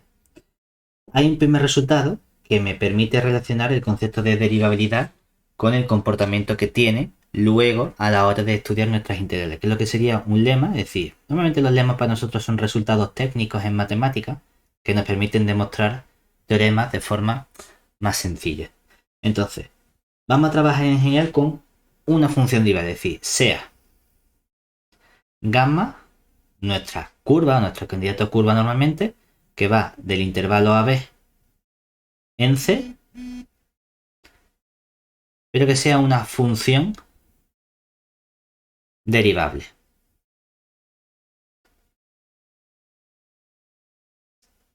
Y lo que estamos diciendo aquí con función derivable es que tanto su parte real, la x, como la y, son funciones derivables de R en R. Y sea f una función que vaya de C en C, función compleja, que sea holomorfa o derivable, me da exactamente igual, en el conjunto C, que es la imagen de gamma. Entonces, claro, lo que nos entra ganas de hacer nosotros precisamente, cuando habíamos definido la integral compleja, ¿cómo habíamos definido esa integral compleja? Diciendo aquí que se definía como f de gamma de t. Pero esta f de gamma de t en realidad es una composición. Entonces, lo que yo quiero ver aquí es precisamente si puedo estudiar la correspondiente composición de estas funciones. Pues resulta que sí que voy a ser capaz de estudiar la composición de estas funciones. Y no solo eso, sino que la composición va a ser una función también derivable. Es decir, que yo puedo considerar la composición gamma compuesto con f, que me va a dar una nueva curva que va de AB en C. Y esta nueva curva podemos haberla llamado beta, va a ser una curva derivable. Es decir, esto es derivable y además podemos calcular su derivada mediante la regla de la cadena. Es decir, que cuando cogemos la composición de gamma con f y derivamos en un cierto parámetro t, la derivada nos va a dar la composición de gamma con f', que sabemos que existe por ser f holomorfa, evaluado en t, y todo eso multiplicado por gamma' de t. ¿De acuerdo? Una vez que tenemos esto, ya podemos ir a lo que sería, o lo que nos interesa, que es nuestro teorema fundamental. Igual que tenemos un primer teorema fundamental del cálculo integral para funciones reales, vamos a tener un teorema fundamental del cálculo para funciones complejas. Es decir, teorema, aquí, fundamental, del cálculo. ¿Qué nos va a decir este resultado? Nos dice lo siguiente: vamos a trabajar con nuestras funciones holomorfas, es decir, sea f, que va de un cierto conjunto D contenido en C, una función holomorfa. Ojo, para definir la derivada, para definir la integral compleja, simplemente había exigido que mi función f fuese continua en el conjunto D. Aquí estoy exigiendo bastante más. Es holomorfa, es decir, es derivable. Es continua y un poquito más. ¿De acuerdo? Que sea holomorfa en D, que es un abierto. Vamos a decir que sea un abierto de nuestro conjunto C. Y no solo que sea holomorfa, y le exigimos también con derivada continua en D. Es decir, que le estamos siguiendo tela. Es decir, quiero que sea una función de clase C1 en el conjunto D, básicamente. No solo que sea continua, no solo que exista derivada, sino que la derivada f' vista como una nueva función compleja, también sea a su vez una función continua. Ahora, sea C una curva regular a trozos.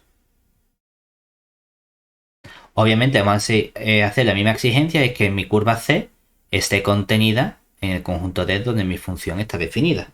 ¿De acuerdo? Y a esta curva hay que darle una orientación. Es importante a la hora de calcular las integrales a lo largo de la curva. De modo que esté orientada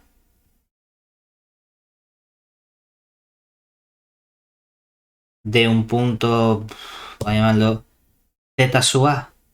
Vamos a llamar a este punto el punto gamma de A, al punto z sub b, que va a ser el punto gamma de B.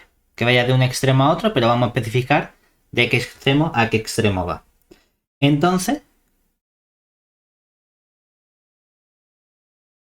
lo que me dice esto precisamente es la misma aplicación de la regla de Barrow. Y es que la integral a lo largo de mi curva gamma de la f' de z, fíjate que por eso necesitábamos que f fuese una función holomorfa con derivada continua, porque para poder calcular la integral de una función necesito que esa función sea continua.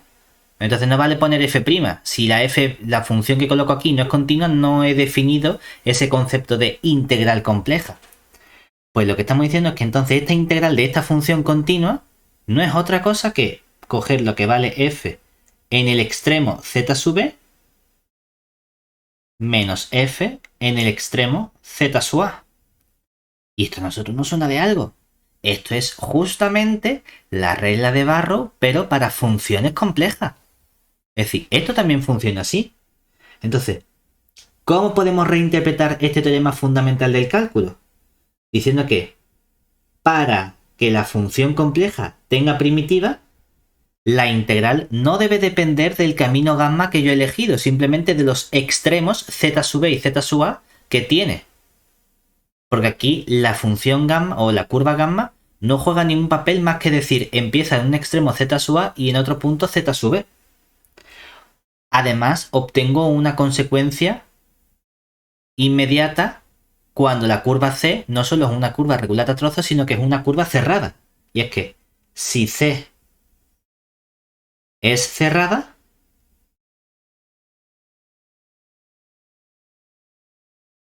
la integral de gamma en gamma de f' de z, diferencial de z, ¿cuánto vale? 0.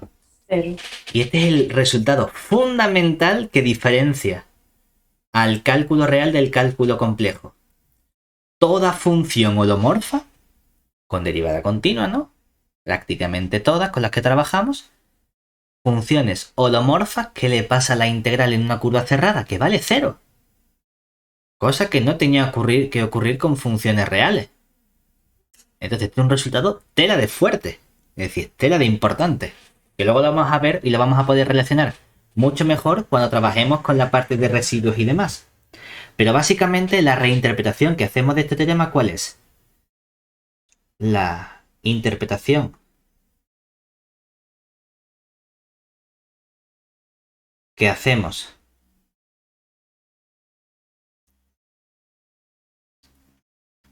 del teorema anterior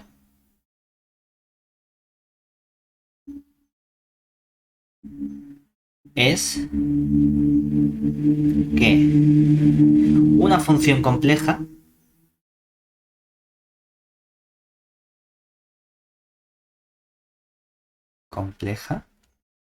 posee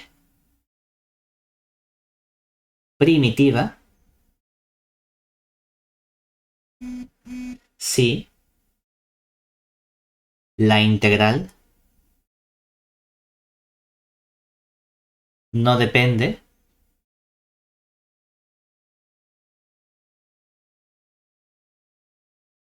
del camino, sino de los extremos.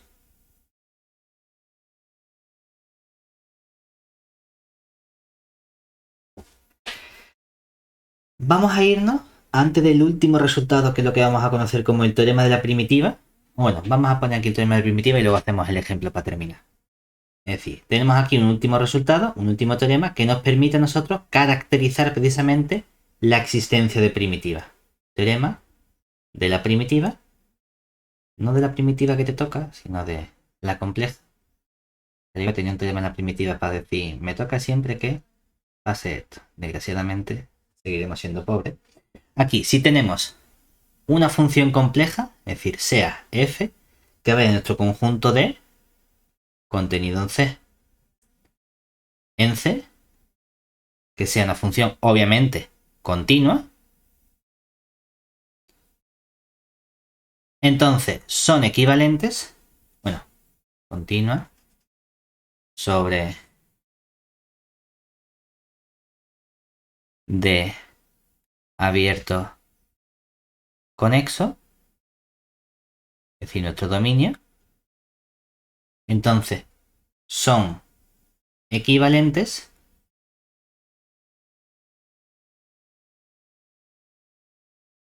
por un lado, el decir que f tiene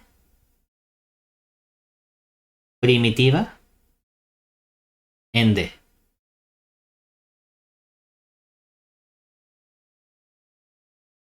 Es decir, recordemos que esto significa que existe una función f mayúscula tal que la derivada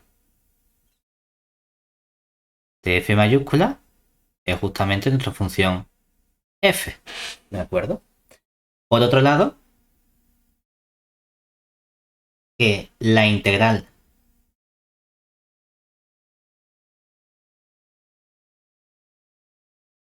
entre dos puntos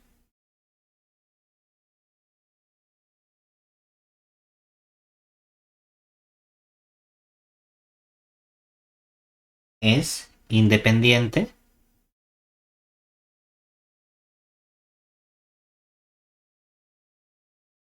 del camino.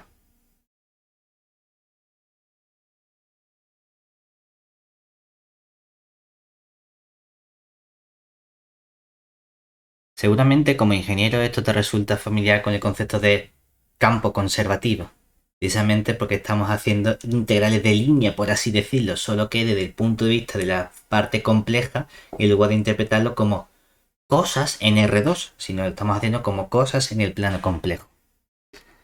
Y por otro lado, que la integral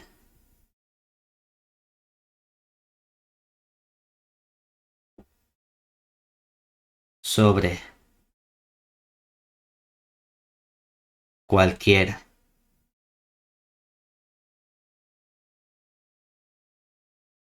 curva cerrada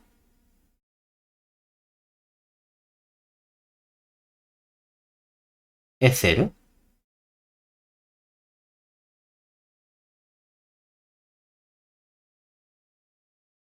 Hay una condición que, bueno, hay una parte que, o enunciado alternativo que añade el libro, vuestro libro, que es lo que llama la condición triangular. Y dice que es suficiente con que no coge o no tener que estudiar cualquier tipo de integral, sino hacerlo únicamente a lo largo de triángulos. Es decir, que esa condición triangular me dice, es suficiente estudiar el comportamiento en curvas que son triángulos. Es decir, si la integral, que es una integral cerrada, a través de la frontera de t, que serían los lados del triángulo, nuestra función f de z diferencial de z es igual a 0 para todo t contenido en D que sea un triángulo.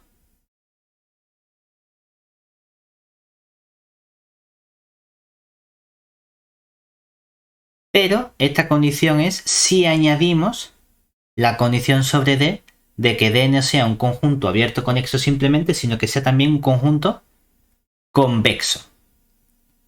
Cuando el conjunto D es convexo, en lugar de tener que estudiar cualquier tipo de curva, puedo centrarme únicamente en estudiar triángulos. ¿Vale? Y esta frontera que hemos puesto aquí son los lados del triángulo. Es decir, que estamos haciendo una integral de un camino que es la unión de esos tres lados. Lados del triángulo T. De acuerdo. Vamos ahora al ejemplo que quería poner inicialmente, que es el siguiente. Hay dos funciones que van a ser fundamentales. Las potencias y uno entre z. ¿Por qué? Vamos a fijarnos en el comportamiento que tiene una función muy importante, que es z. Por ponerlo de forma sencilla, en lugar de hacer cualquier potencia, vamos a calcular la integral de z. Y vamos a coger un conjunto sencillo que sea, como siempre, nuestra circunferencia, nuestra curvita cerrada. Entonces, por ejemplo, sea... Vamos a poner directamente la curva como la aplicación, que va a ser nuestra circunferencia de radio 1, centrada en el origen, coseno de t, más i seno de t, orientada en el sentido antihorario, todo maravilloso, con t perteneciente a 0,2pi. Entonces, vamos a decir, bueno, pues vamos a calcular quién sería la integral, vamos a borrar esto, la integral a lo largo de esta curva gamma de la función z diferencial de z. Dice, mira, es lo sencillo, lo único que tengo que hacer es expresar la parte imaginaria y la parte real de mi función, ¿verdad? Parametrizar cada esto y decimos, es que aquí simplemente tengo que hacer, según la definición, integral entre 0 y 2pi. La parte real, ¿quién es? Es que, claro, z es igual a x más y por y. Solo tengo que sustituir. Ah, vale, pues sustituyo y cambio la parte real x por la parte real de mi curva gamma de t. O sea que tengo que poner aquí coseno de t más y por el seno de t. Y ahora multiplico por la derivada de gamma prima, que sería derivada del coseno es menos seno de t más i por el coseno de t diferencial de t. Es decir, que aquí ha aparecido lo que sería z evaluado en gamma de t, mientras que aquí ha aparecido mi función gamma prima de t. Bueno, vamos a poner aquí más que z, que como no he llamado f de z la función, pero esto sería f de gamma de t, ¿no? Y esta es mi función f de z igual a z. Bueno, pues vamos a desarrollar esto. Lo que queremos es no memorizar la fórmula que hayamos puesto, sino en cada caso lo vamos desarrollando. Nos quedaría la integral entre 0 y 2pi. Bueno, pues cuando multiplico coseno por menos seno, me queda menos seno por coseno, pero cuando multiplico i por i sería menos, o sea que seno con coseno me queda menos 2 seno de t coseno de t. Más i que multiplica, y aquí tengo coseno por coseno es coseno cuadrado, o sea que nos queda la integral entre 0 y 2pi de coseno por coseno, coseno cuadrado, y seno con... ¿dónde está? Seno con menos seno sería menos seno cuadrado, o sea que tengo coseno cuadrado de t menos seno cuadrado de t, ¿verdad? Oye, que da la casualidad de que aquí son funciones que me suenan de identidades trigonométricas. Es que justamente aquí, ¿quién aparece? 2 seno coseno sería el seno del ángulo doble, con un menos. Bueno, no pasa nada, yo saco el menos para afuera por la propiedad de linealidad y aquí me queda integral entre 0 y 2pi de seno de 2t diferencial de t. Más i que multiplica. ¿Y quién es coseno cuadrado menos seno cuadrado? Sería justamente el coseno del ángulo doble. O sea que tengo aquí la integral entre 0 y 2pi del coseno del ángulo doble, coseno de 2t diferencial de t. Oye, claro, es que justamente aquí, ¿qué está ocurriendo?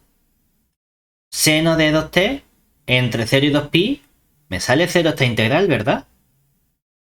Y el coseno de 2t entre 0 y 2pi también me sale 0 la integral. Y 0 más 0 por i me queda justamente 0. Claro, es que tú podrías haber dicho, bueno, es que f de z igual a z es una función sencilla, ¿verdad? Claro, es decir, claro, es que f mayúscula de z igual a z cuadrado cumple que la derivada f', vamos a poner aquí un 2 dividiendo, ¿no? Que la derivada f' de z, ¿quién es? Es justamente z, claro, porque esta f mayúscula es una función derivable. La derivada es z, que es una función continua. Luego, por el teorema que hemos visto anteriormente, ¿cuál es la integral en gamma de la f' de z? Diferencial de z. Además, como gamma es una curva cerrada, del tirón, ¿qué podemos decir sobre esta integral? Que vale 0, ¿verdad? Pero es que f' de z es justamente la integral de z, ¿verdad? Lo dice, es que te has puesto aquí a calcular esta definición cuando en realidad puede haber dicho esto es z cuadrado entre 2, que vale 0 directamente, ¿verdad? Dice, vale, tienes razón, es verdad, no me he dado cuenta del teorema y hemos utilizado la definición en lugar de haber podido utilizar el teorema de la primitiva como con la regla de Barrow que estamos acostumbrados. Pero fíjate que no tendría que haber sustituido lo que vale en 2pi y lo que vale en 0, sino lo que vale en el punto al que llega cuando cojo el t igual a 2pi, que es el punto 0, y en el punto complejo al que llego cuando cojo el parámetro t igual a 0, que es también el 0.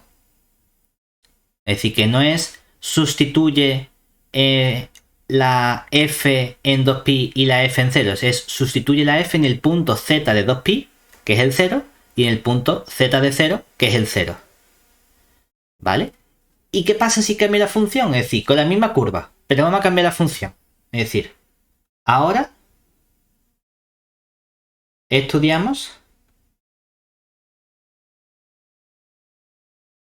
qué ocurre con la integral en gamma de 1 partido de z. Diferencial de z. Ya tú dices, no, ahora no me van a pillar. Ahora no voy a caer en esta tontería y no voy a hacer todas las cuentas, sino que decir, es que, ¿cuál es una primitiva de 1 partido por z? Logaritmo neperiano. Logaritmo neperiano, esto es funciones complejas. Exacto. Entonces, ¿qué pongo? El logaritmo complejo, es decir, ¿qué hago? Digo, f mayúscula de z es el logaritmo complejo de z. Y entonces la f' de z es 1 partido de z. ¿Verdad que no? Aquí hay un problema. Y el problema que hay es que f de z igual al logaritmo complejo. Esto no es una función, es una multifunción. O una función multivaluada. Y aquí pasan cosas muy raras ya, ¿eh? Esto ya no es tan... Joder, antes que lo había hecho con la definición resulta que lo podía hacer fácil. Y ahora que decimos vamos a hacerlo igual que antes, no está tan clara la cosa. Decimos, como no lo tengo claro, vamos a ir a la definición, que es el modo correcto de hacerlo, ¿no? Decimos, bueno, no pasa nada. ¿Qué tengo que hacer? Parametrizar, ¿verdad? Solo que ahora aquí vamos a tener la integral entre 0 y 2pi. Claro, cuando yo parametrizo me queda 1 partido. ¿Quién sería la z? X más y por y, que sería el coseno de t, más y por el seno de t. Todo eso multiplicado por el gamma prima, que sería menos seno de t, más y por el coseno de t. Todo eso diferencial de t. Como tengo un número complejo abajo dividiendo, voy a multiplicar arriba y abajo por su conjugado para que abajo me quede el módulo. Lo que pasa es que el módulo sencillo sería coseno cuadrado más seno cuadrado, que eso vale 1. O sea que aquí nos queda simplemente la integral entre 0 y 2pi. Multiplico por el conjugado de este, que sería coseno de t menos y seno de t. Y multiplico por este menos seno de t por el gamma prima, que sería menos seno de t más y coseno de t. Diferencial de t. Y abajo no hace falta que ponga partido de coseno cuadrado más seno cuadrado, porque eso vale 1. Claro, cuando ahora desarrollo esta parte, ¿qué nos queda? Integral entre 0 y 2pi de coseno con menos seno. Me quedaría menos seno de t coseno de t. Pero cuando multiplique menos i con i me va a quedar más. O sea que me queda más seno de t por el coseno de t. Dice, a ver, mejor porque esto me sale 0, ¿verdad? No tengo nada que hacer. Mira qué bien, esto del tirón. La función integral y la función nula. O sea que la integral también vale 0, ¿vale? Y luego la parte compleja más i, que multiplica la integral entre 0 y 2pi. Y aquí nos va a quedar menos con menos más, no sé, nos queda seno al cuadrado de t. Solo que ahora tendría el coseno por i coseno, que sería más coseno al cuadrado de t. Mira qué bien, porque seno al cuadrado más coseno al cuadrado también es una cosa sencilla de factorizar, ¿verdad? Lo puedo simplificar simplemente como 1. La integral de 0 es 0, pero la integral de 1 entre 0 y 2pi es simplemente 2pi. 2pi por i, o sea que nos queda 2 por pi por i. ¿Y esto cuánto vale? Un número. Lo importante es que este número, como es distinto de 0. Luego, según el último teorema que acabamos de ver, acabo de calcular para una función f que es continua en un cierto conjunto. Y aquí donde están los problemas, en cómo es este conjunto de sobre el cual yo estoy integrando, porque ahora mi función es continua en el conjunto que sea menos en el 0. ¿De acuerdo? Entonces, es cierto que es conexo, pero ¿qué acabamos de ver? Que justamente la integral sobre una curva cerrada es 0, no ha sido 0, ha sido 2pi. Lo cual significa que en mi función f, que es 1 partido de z, ¿qué le pasa? Que esta 1 partido por z no tiene primitiva. Es decir, puedo asegurar entonces que f de z igual a 1 partido de z no tiene primitiva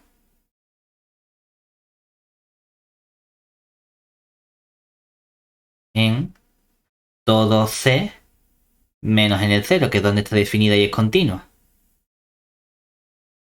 Para que veamos la diferencia que hay con el caso real. Mientras que 1 partido por x sí tiene primitiva, que es el logaritmo neperiano del valor absoluto de x, resulta que la parte compleja ya no funciona tan bien, precisamente porque nos adentramos en los ámbitos de las multifunciones. Y ahí pasan cosas raras. Entonces, en ciertos casos, todo va a funcionar igual que en el caso real, como ocurría con esta función z cuadrado o z.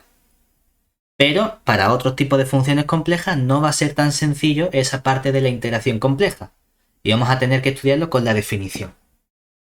Esta función 1 partido por z es fundamental a la hora de trabajar con la integración compleja, como vamos a ver más adelante con los teoremas de Cauchy.